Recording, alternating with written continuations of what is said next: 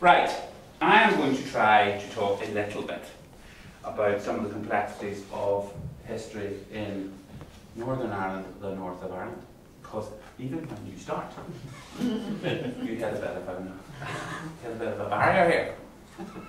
Because if I'm to you, if I use Northern Ireland throughout here without recognition of that, I'm definitely one of them.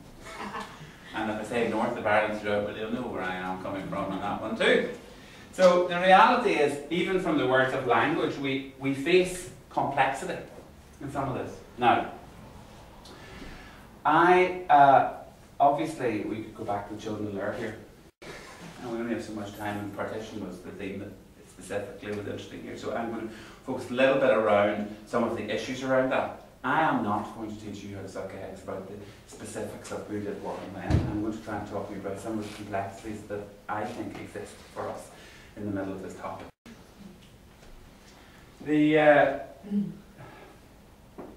Let me just start here. This is a well-known start. I don't know if you've seen me do this. I haven't done this for so long I wouldn't remember. That is the continent of Europe. For our purposes. Now, I'm going to go back to World War I and talk about how some of the issues which were emerging there at this period. First of all of the great states of Europe were empires, or wannabe empires. By which we mean they were political systems which were expanding and growing. Once you strip an empire of everything, what it looks like is a power system which expands. It grows, it takes over. It may be by conquest, it may be by marriage, it may be by trade, it may be by whatever, but the bottom line is it's a power system which grows. Essentially, power expands from the centre out. You don't get much of a choice, and it's just the way it works. And all of the big countries of Europe, Britain, France, Germany, Austria-Hungary, Turkey and Russia were imperial. Very soon Italy, which in 1936 tried to get its own empire with Mussolini when he went to Abyssinia. So all of them were either there or wannabes. And World War I commences as a war of the edge against the middle. Okay? Effectively that's what it is. In 1917, the Russians pull out. The revolution is premised on getting out of the war. So they get out of the war. But in the same year, the Americans come in. And so the war ends up being a war of the West against the middle. And as we know, the West wins. Okay? And Woodrow Wilson, Ulster Scots Presbyterian, son of minister, homestead in Strabane, burnt down, is the President of America. And he's also the hope of all the liberals. He arrives and says, we cannot reconstruct, after the war to end wars, we cannot reconstruct the world on the same basis as we had it beforehand. You can't have this mass slaughter and just do it before. And he says, 14 points. The 14 points. And one of them, at core, is we're going to change all these empires on the basis of small nations struggling to be free, which is his line, and we're going to turn it from empires to democracies. And the key issue is people get to choose. And the principle is national self-determination. Because at the core of liberalism is this notion that anything enforced is wrong. That everything should be as far as possible. So free nations, free choice, struggling to be free. The difficulty is, what do you do? Empires are actually turned out to be much more complicated than that. They weren't just places where some people were and places where others. They were economies. Trade moved out. People lived in cities, people moved in towns, people were given land, people brought people in, all sorts of complicated things, and people lived in much more mingled territory. But what do you do if you end up with a territory in which the people are thoroughly mixed through each other, and you say to them, what country do you want to belong to? And all of the red crosses, funny enough, say, we want to belong to Red Cross land. And all of the blue circles say, we want to belong to Blue Circle land. And the Red Cross. We have broad roads and railways, and we are the progressive people. You wouldn't want to leave the progressive world to join this backward Blue Circle nation.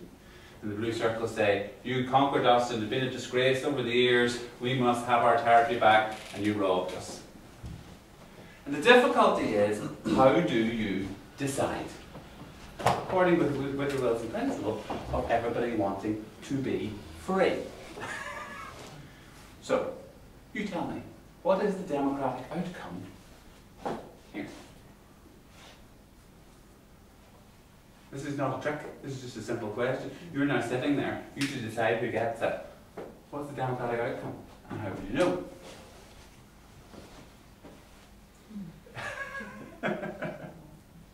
Well, the answer they gave, of course, was a very simple one, nice one, majorities. But this begs the question of majority of who or what? In other words, who gets the vote?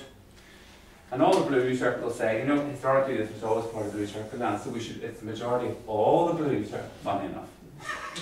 And all the red circles say, no way, this is ridiculous. It's either all of us or it's just in here where we have a narrow majority. Do you understand? But the bottom line is, politics becomes about two things. Majorities and borders. Because that decides who wins and who feels legitimate. Okay? But there is still a fundamental problem in here. The fundamental problem is the only way the blues can get victory is at the expense of the reds. So freedom for one looks like tyranny for the other, or you reverse it the other way around. The reds get it, and the blues don't. But one way or another, the political system which emerges afterwards, even if it has a democratic constitution in which it says everybody's equal, has a problem, which is these people do not believe that the system or the state or the country that they're living in is equally disposed to all of them. Do you understand? Now this became, this takes you into your Polish history. Your Polish history. Is it yourself? Yeah. Is that out of Europe came, effectively what they did was they decided, right, basically everybody gets out of these empires, so they're looking at these territories. And also, we will favour our friends. And our friends are anybody who's not German, anybody who's not Hungarian, anybody who's not Muslim or Turkish. So, the Poles get Poland, with a considerable German minority. The Czechs get Bohemia, and they get all of the Germans in there, in Czechoslovakia. And Hungarians get moved out there too. Yugoslavia is created around Serbia. And if you're Muslim in Albania, that's you dead. Kosovo. Do you understand? You just lose. The bottom line is, they draw lines around nation states in which there are real minorities, mostly German or Hungarian. And these become the origins of World War II, actually. Because Hitler's first claim on Europe is the claim to repatriate the people of the breeding frontier in the Treaty of Versailles. And his fundamental appeal to the German people is, we were victimised at Versailles by an international community which provided freedom to everybody who wasn't German. Who wasn't German. So this is dangerous stuff.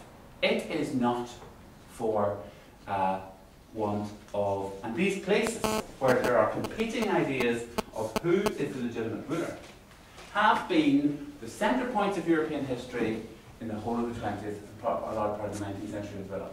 It is not for nothing that World War I was triggered in Sarajevo, and it is not for nothing that the Munich Agreement was the critical moment in the arrival of World War II. Because it was in precisely trying to sort these places out and trying again to do another imposition, which they recreated this problem again. Okay? So